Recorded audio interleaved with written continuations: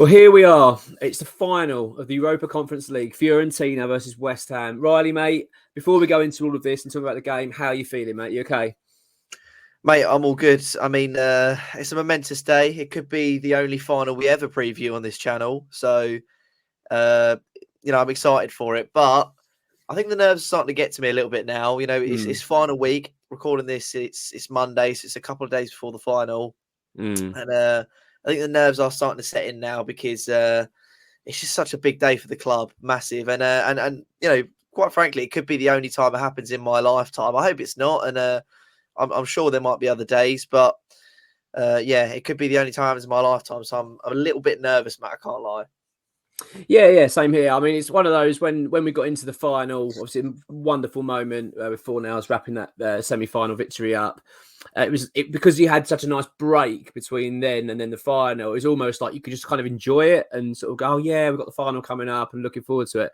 But I think for me personally, and I'm sure you might maybe feel the same, and I'm sure other fans do, but then sort of the reality of it started to creep into my life and realizing it. And I actually confess, I'm actually dreaming about it quite a lot. It seems to come from my life most nights now. At some point I'll dream about the final or the build up to it or something.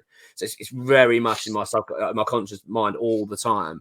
And now, as we say, as we're recording this, I'm actually flying out to Mallorca on the day of the final, the morning. So that's where I'll be watching it from. So obviously Riley will be taking over the channel for this period of time. So obviously after the final, that'll be Riley. I will try and join in on a video while I'm away, but I'll see how it goes. But yeah, I'm also excited about holiday, but I've got to be honest, I just can't think of anything else other than the final. I know it's horrible for my family because they're all going, oh yeah, I'm looking forward to the final. But back in my mind, I really couldn't care at the moment. All I can think about is this final. But I'm a bit up, I don't know about you, but I'm a bit up and down. I feel like 1 minute I'm very anxious because I've been watching quite a bit of Fiorentina and looking at what they're like, and that sometimes I think can make you feel a bit worse because you start thinking, oh god, they actually are a pretty decent side.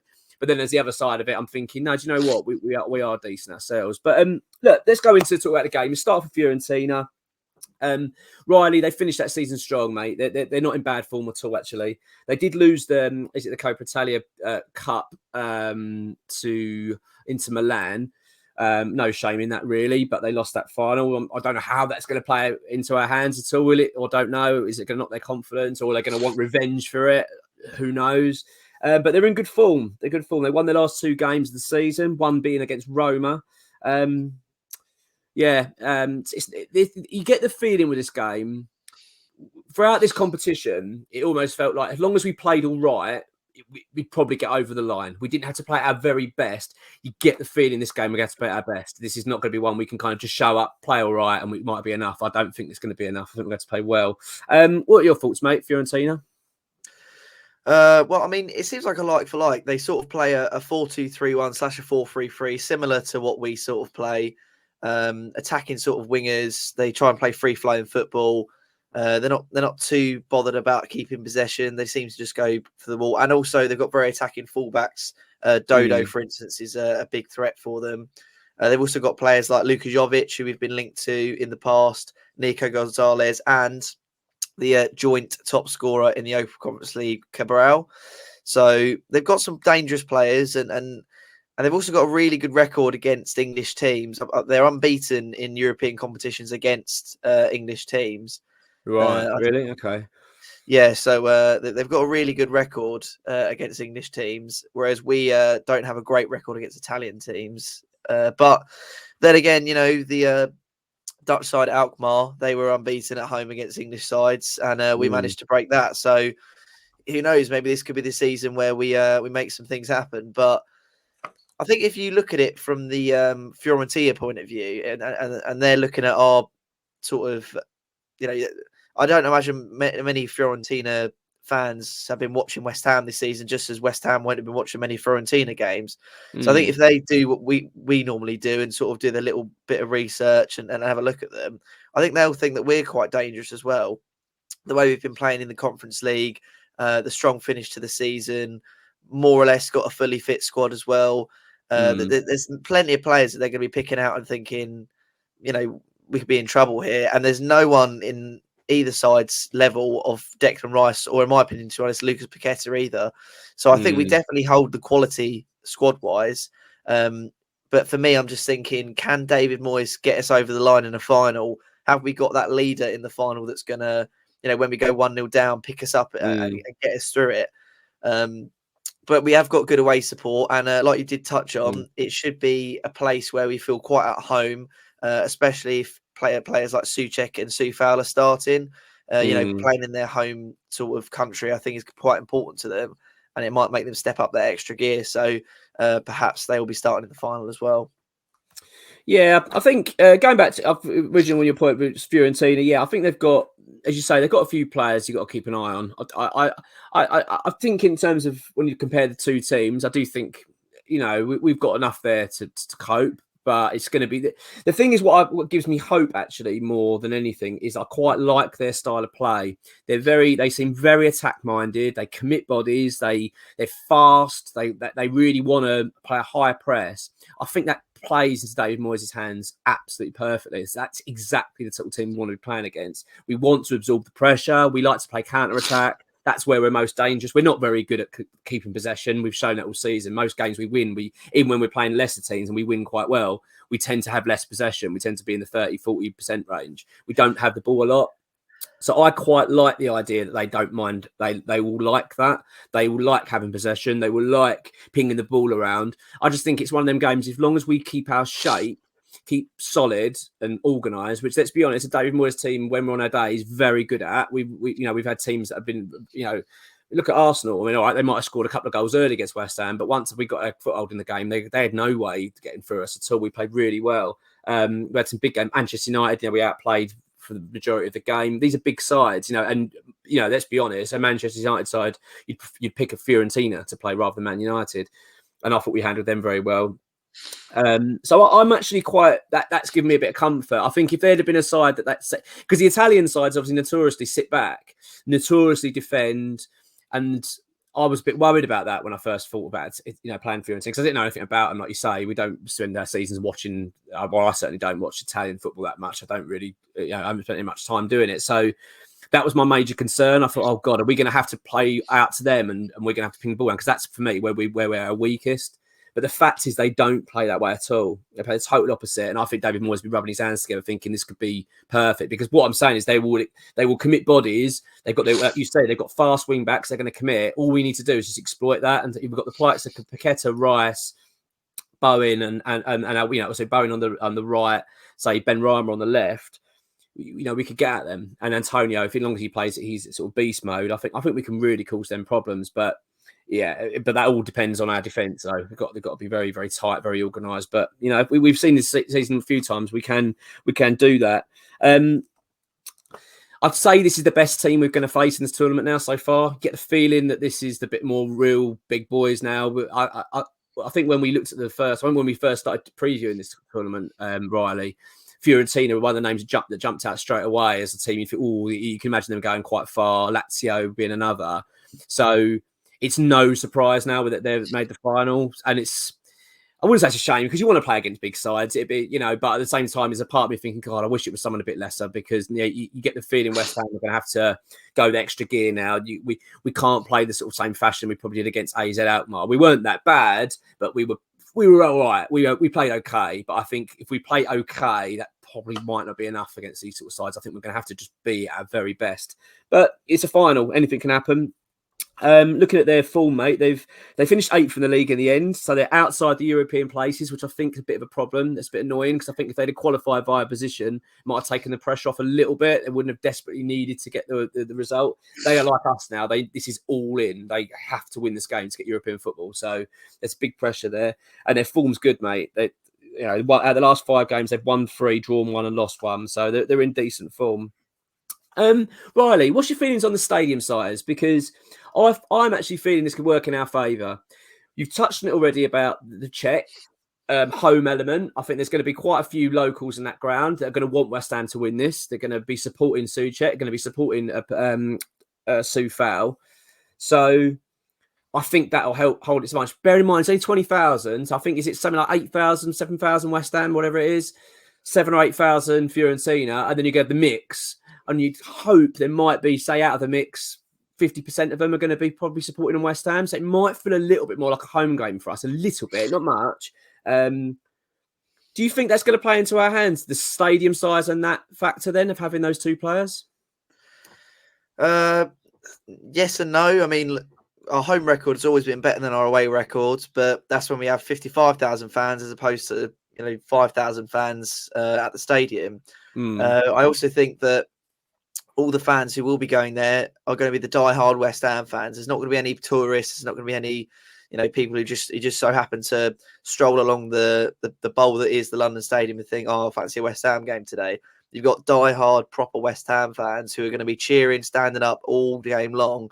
8,000 of those will have no problems out singing 8,000 Fiorentina fans. I've got no doubt in that. I think we've got some of the best away fans in the whole world.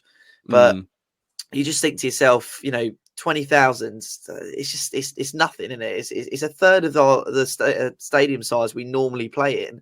Like, surely you think we could have got a bigger stadium, bigger capacity, or even just less corporate seats. But does that not play into our hands a little bit? Does it not take the pressure off a little bit? Do you not think, because maybe rather than being a little bit overwhelmed and coming out and thinking, good almighty, we've got to play in front of 100,000 people here, this is quite intimidating, thinking actually this is smaller than what we were playing at against Leicester the other week. This is quite a small ground. We can cope with this. I think you need that in a final. I think you need that pressure. I think you need this is do or die. You need the thousands and thousands of fans. I mean, they're used to it every single week. It's not going to be a huge determining factor. No one's going to sit there and say, oh, there's only 8,000 Fiorentina fans. Oh, the pressure's off. Like, the pressure's going to be on every single player regardless. So I don't think it's going to make a huge difference. I just think that the more West Ham fans we have in that stadium, the more chance we have of winning, simply because we're going to be out singing the Fiorentina fans and we're going to have that 12th man. And I also just think for the spirit of the game, having 20,000 fans in total at that stadium, when neither side have had Fiorentina have literally just had their final. But in terms of a major European final, neither side have had it for, I think, about the 1960s. So for there to only be 20,000 seats in there, I just think the spirit of the game is just a bit crap. I think we touched on it before. I think it was UEFA. What they did was they panicked and thought that a big team wouldn't get through. I think they were just too conservative for the stadium choice. I think because it's in its infancy, this tournament, they were worried that they were going to get to the final, pick a 60, 70,000 seat stadium, and then the likes of Ghent or whoever would have got through to the final, and then it'd have been half full, and it just sends out a terrible message about this tournament. But I think they've even admitted they were just too cautious. They should have maybe done double, gone to 40, see how that was, and then gone along that way. I think they've just been a bit too cautious. It doesn't really bother me. I mean, I'm more sad for fans travelling out there because it'd be obviously you want more getting in, but I do like to think maybe it'll play into our hands a little bit. As you say, I don't know if it's a massive factor, but maybe just the fact that it's not so overwhelming. It's only smaller. These players have been more comfortable playing in front of 20,000 fans. It's nothing to them. As you say, they do it at London Stadium, they do 3 times every week. So I'm hoping that actually might just help us out a little bit. Just take it a little bit of the pressure off and go, right, it's not too overwhelming. We can deal with it. I don't know. One thing I did want to ask you about was their manager comments. So he's come out publicly and said, effectively, they're going to master the dark arts in this game. They're going to be committing fouls on purpose to try and win the game, which I think is poor. But I mean, it doesn't really surprise me. Italian sides, that's pretty much how they operate anyway. They're quite into that. That worries me. I'm going to be honest. Things like that, that's always the worry with me in these games. I worry about the ref. I worry about that sort of style. I mean, if you remember the Alkmaar game, the home leg especially, they were just really time wasting and the referee was falling for it every time. And West Ham just didn't really deal with it. We didn't get in the ref's face. All right, I mean, I understand what Evan Moyes is saying. We like to play the game honestly, but at the same time, you've got to master this a little bit. This is part of the game. You can't just be naive and be flying into challenges and because they're gonna be pretending they've been hit in the face every 5 minutes. So we got to be really careful. If I was West Ham, I'd make sure that you warn the ref of this and say to Moyes should be having a conversation with him, or Declan should be having a word with that ref and saying, look, this is going to be a problem. They're going to be trying to play the ref a lot. That's the only thing that worries me about this game. It's only one thing that's really creeping in the back of my mind. I'm worried we're going to get a bad referee performance and a cheating side. They're going to desperately try to just win this via any way they can, whereas we're going to be a little bit naive. But hopefully I'm wrong. What did you think of those comments, Riley? Well, I think it's pretty standard of Italian sides, to be honest. It's what they're like, isn't it? They like to do the hard challenges. They like to get in the opponent's head. It's the art of the tactical masterclass. Mm, But also, I don't really think we get drawn into that too much. I mean, I don't think we've had a single red card all season. We've got mm, least yellow cards in the league. We don't tend to get drawn into these little silly games of, so I doubt he's going to rattle a player and get him sent off. So I'm not worried mm. about that. But at the same time, you're right. Like, it would be nice for us to be a little bit, we need more of a Barson in the side. You know what I mean? It would be Mm, nice mm. if the referee was making a stupid decision, and instead of David Moyes just grunting on the sidelines, you've got all the players surrounding the ref. And I mean, look at Arsenal. Every time they don't get a decision, every single player, not just Yeah, one goes over there or two goes over there. Every single player surrounds the ref. Every single decision is battered. And Arteta does the same. He's always sitting there moaning about it, and it's part of the reason why they do so well, because they've got so much togetherness. mm, Whereas like at West Ham, maybe you see like Ben Rama and Rice runs the referee, and the rest of the team just sort of carry on. And part of you admires that, and part of you thinks, if other teams do it, then why don't we? yeah, But I doubt yeah, we're going to get dragged into too much, like too many fouls or giving away stupid penalties or red cards. But again, with you, the issue is the referee going to get drawn into it? We've yeah. just seen in the last European final, Anthony Taylor had a bit of a stinker. Mm, So yeah, I don't yeah. know, mate. It's always a worry. And to be honest, the refereeing during this tournament has been pretty crap. Mm, And mm. it tends to be in the Premier League as well. But hopefully, I'll wait for a trophy is not going to be halted by a crap referee. Yeah, I hope so. That's as I say, it's the one thing that has kind of just lingered a little bit in my mind. But you do actually make me feel a bit better listening to you say that. I mean, you're right. We've been pretty good at it, really. We haven't we don't rise to the bait. We're pretty calm.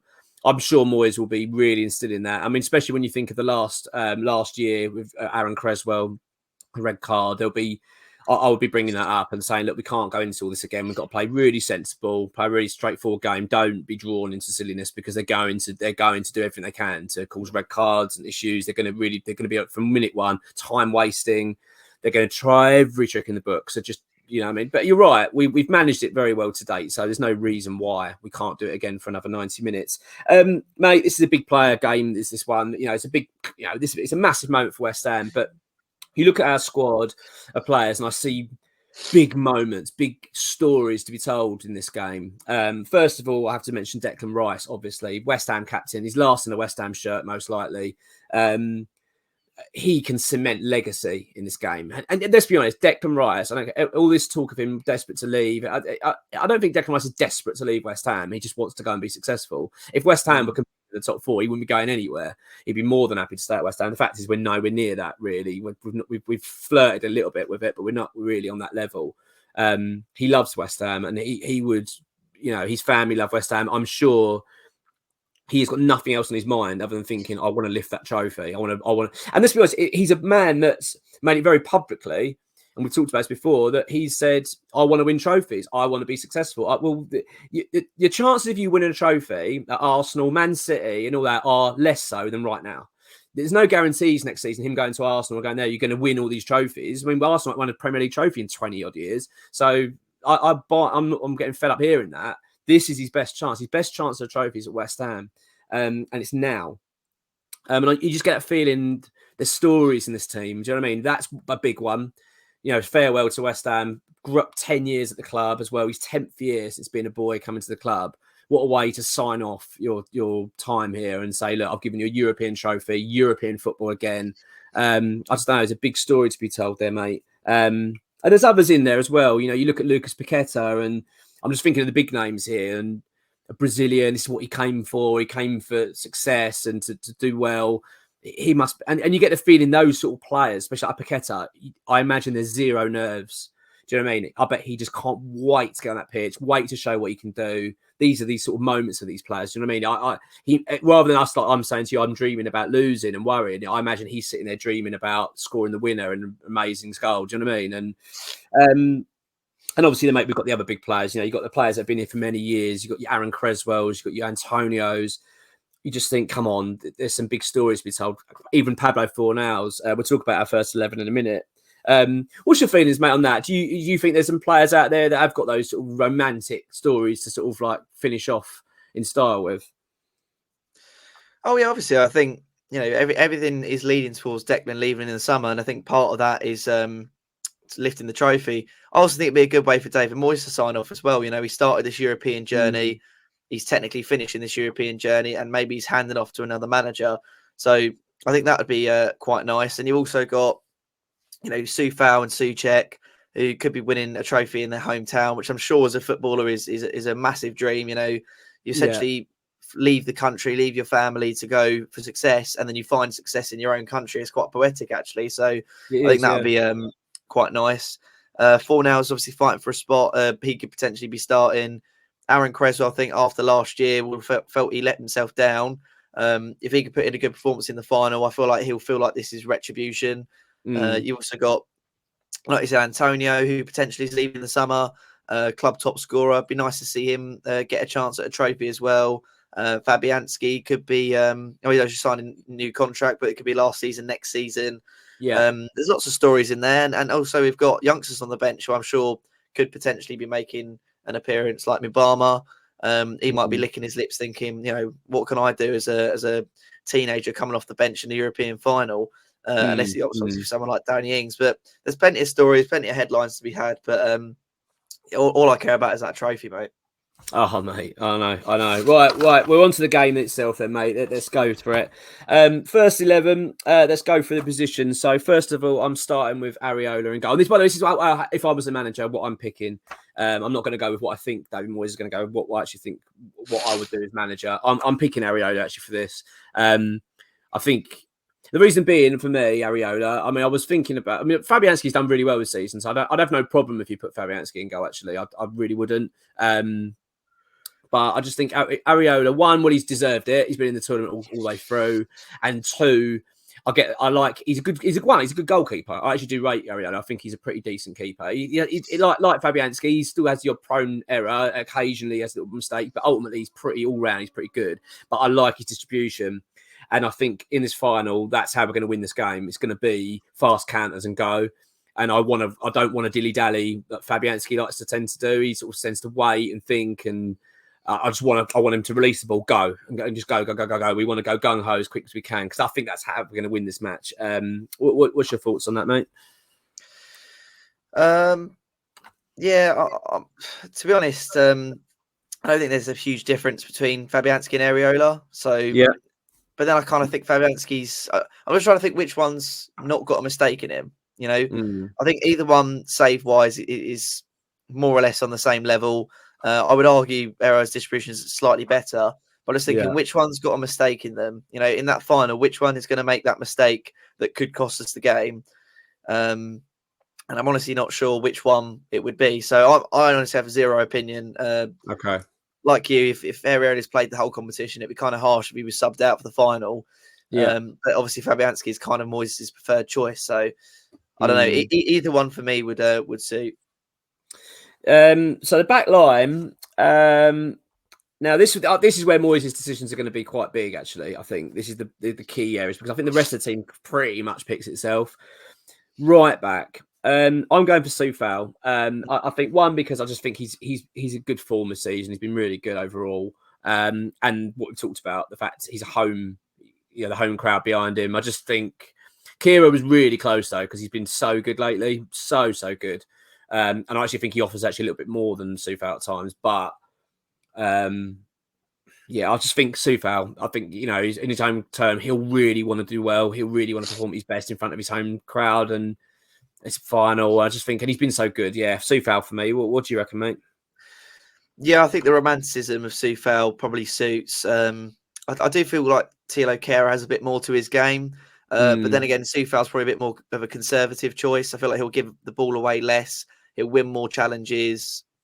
He'll get more stuck in than Kehrer. Kehrer's a good. I think he's more attacking-minded, Kehrer, which is good. But he can get the wrong side of players too often, and I do worry sometimes defensively if he's all there. But he'll be very much up for the game if he does play. But yeah, I'll probably be picking Sufal like you, mate. Okay, who are you picking as your centre-back pairing? I'm assuming you're going forward at the back. I'm assuming. Yeah, of course. I'm not going to overthink it. I'm not going to pep it or anything like that. We're just going to stick with what we normally go with. And it's going to be Zuma and Aged, I would imagine, mate. I mean, it's a normal centre-back pairing. It's one that we've tried to incorporate all season. I don't think Kehrer plays well as a centre back. Ogbonna's just simply not on the level of those two at the moment. And yeah, again, they literally just pick themselves. The only issue for me is Zuma. I hope he's 100% fit still, and he's not nursing some sort of secret injury and getting forced to play. I've gone for exactly the same. I think Zuma and Agurd. I was close to picking Ogbonna, I'll be honest. The only reason being because I worry about Agurd and his mistakes. He does tend to keep making an error pretty much every game, like pretty much. That's the only thing that worries me with Agurd, and he's prone to doing something a bit silly. And it tends to be like communication. Do you know what I mean? He calls for the ball to his feet and stuff, and he's clearly not in a good position to be doing it. I don't know. He just does things occasionally that you just question and think, what's he doing? Or he doesn't put the ball out quick enough. But having said that, he's quick. He's got a good tackle on him. He's still a very good defender. He just needs to keep. He's one of those players that if I was Zuma and Areola, be very on him about his decision making. Say to him, look, if there's any problems, just smash it off the pitch. Don't start trying to do something when you're under pressure. We haven't got we haven't got the luxury of that today. Just get it off the pitch. We'd rather regroup and put it off for a corner or whatever. That's the only thing I would say to him. Don't try anything silly. Don't try and put a pass back to the keeper when the ball isn't on. Do you know what I mean? But yeah, so it was a little bit for me tough because I was thinking Ogbonna's just a little bit more mature and straight. You know what I mean? You know what you're getting with him, no nonsense. But I just think, with his age and the pace and stuff, I just think no, I'd rather have a Gerd. So yeah, I'm agreeing with you, mate. Another big call, left back. Who are you having for left back? I think it's gonna be Aaron Creswell. To be honest, I do worry. I really do with what happened in the last two. Sort of, I think he got sent off in the Lyon game and in the Frankfurt game. I really do worry. But then I think it's a nice redemption story. Surely he's learnt from his mistakes. Surely if there's one player on that pitch who's not going to put a foot wrong, it's going to be Aaron Creswell after what we've seen in the last year. Yeah. And, he's basically one of the longest, I think he's the longest 10 years, isn't it? Yeah, player at the club at the moment. So I think it'd be wrong not to start him in the final. And also Emerson's good, but Creswell, I think, offers a little more from set pieces, which are going to be quite important, I think. Yeah. I'm with you on Creswell. I think he's proven this season he's still reliable. I thought he was excellent against dealing with Saka against Arsenal. And that was one game I thought he's going to get it to pieces against him. He handled him really well. He's actually been a very good performer in the big moments this season, Creswell. In the moments when I've doubted him big time and thinking he's up against a good side here, and I think they're going to exploit him. And that's for some reason that seems to be when he plays his best. He's almost like he's become that player. The higher pressure moments, that's when he steps up and he plays at his very best. And I just have a feeling that's what we're going to get from him. Again, like we talked about the romantic stories. He's won 10 years next year. He's got his testimonial year. I know there's talk about it won't happen. We'll talk about that in another video.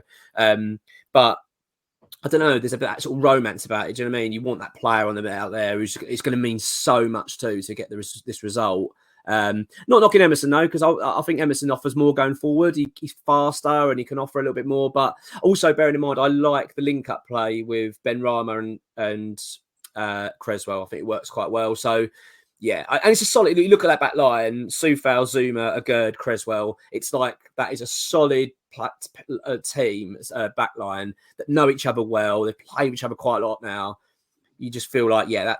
You've got a bit more. I've got confidence in them I wouldn't want to mix it up. I don't want to change anything too much. As I said, the rest of the team, I think pretty much. I'd be surprised if we get this if we're any different, but let's wait and see. Midfield, mate. What are you having for your midfield pairing?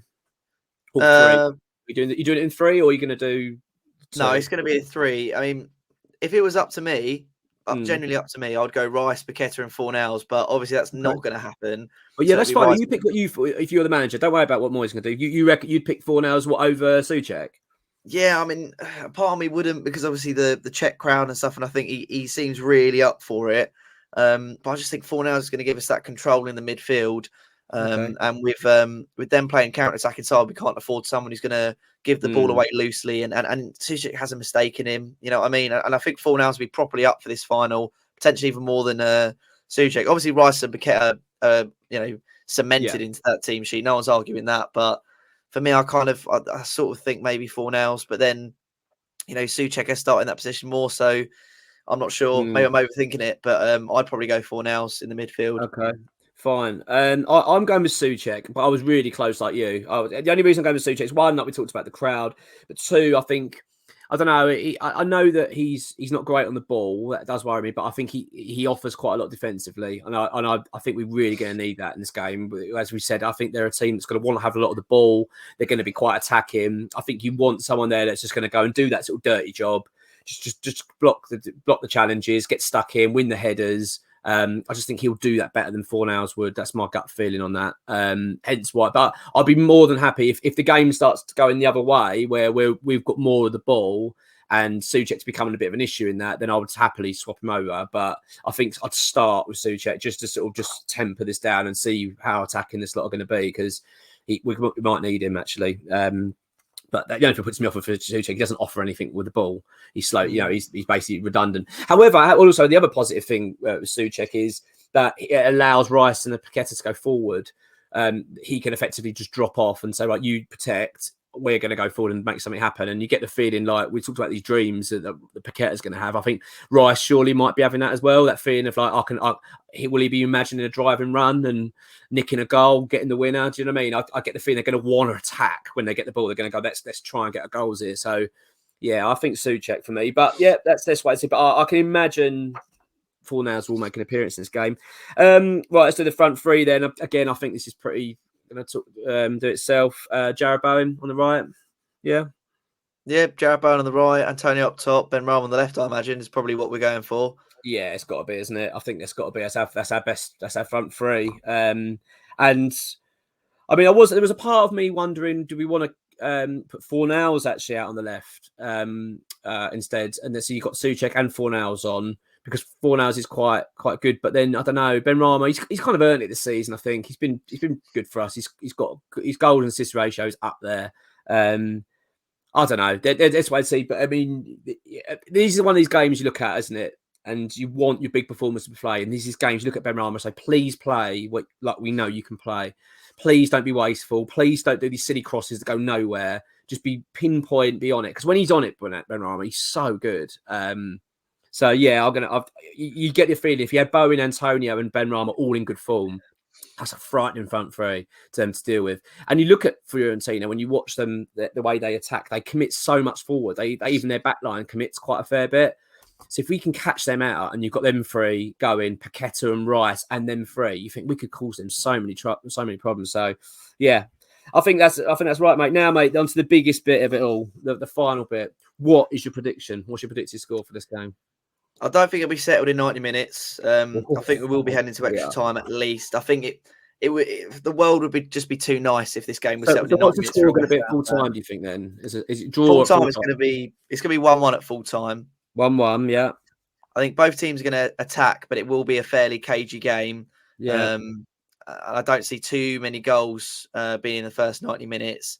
Right. And then I genuinely do think that West Ham are going to nick it in extra time, and it's going to be 2-1 West Ham. That is my prediction. But I just think as West Ham fans, there's no way we're going to get this settled in 90 minutes. Like they're going to want to. They're going to want to torture us, the football gods. And it's fitting of English. I really hope you're wrong. I even the thought of 90 minutes is killing me. Do you know what I mean? I'm actually thinking I don't know how my heart's going to cope for it. So the idea of it being longer, can you imagine? I don't imagine it. So you're saying 1-1 at full time, extra time is going to finish 2-1 West Ham. Yeah, mate. If that's the case, then that'll be amazing. I'm going for 1-0 West Ham. I think we're going to win it in the 90 minutes. I think it's going to be a hard game. I think we're going to have to really defend well. I think it's going to be a lot of defending in this game for West Ham, but I think that suits us. I think we've shown before we can frustrate teams. We're all well organised. I just think we're going to nick it. I think we're going to nick this game. I just get this feeling. And I've got a weird feeling it's going to be first half. I think we're going to score. I think we're going to get an early-ish goal. And I think we're just going to hold it. I think we're just going to keep going and hold it and be all right. That's my gut feeling. But, mate, it's a final, isn't it? I mean, who knows? We could get battered. You just don't know. We've got no idea. But I don't know. You got a feeling, didn't you? It's a little bit of a feeling. This is written in the stars a little bit, this game. There's so many stories. There's so many romantic moments. West Ham. And you just think, it could happen, mate. Can you imagine? Wow. So there we go, mate. That's our predictions. And it's all happening, mate. There's nothing else we can do, mate. Nothing we can say. It's time now for West Ham to go and do this and make history. Bring on Wednesday. Bring it on.